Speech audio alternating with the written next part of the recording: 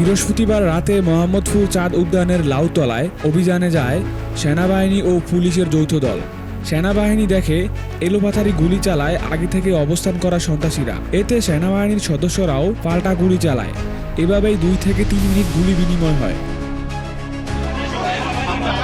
এক পর্যায়ে 5 জন সন্ত্রাসী আত্মসমর্পণ করে। 2 সন্ত্রাসী ঘটনার স্থলেই গুলিবিদ্ধ হয়ে মারা যায়।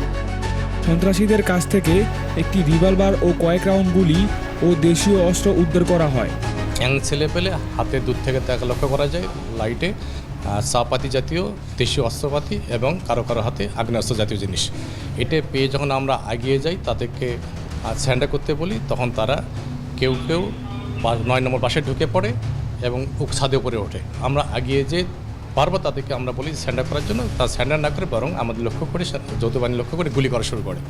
গুলি করার এক পর্যায়ে তাদের ভিতর থেকে কেউ আমাদেরকে ইট মারা শুরু করে। এই পরিস্থিতিতে তখন সেনা কর্মকর্তা এবং পুলিশ কর্মকর্তাদের জীবনমান রক্ষা করার স্বার্থে তখন আমাদের পক্ষ থেকেও ফায়ার করা হয়। গ্রেফতারকৃত 5 জনকে আটকের পর মামলা ও তদন্ত চলছে।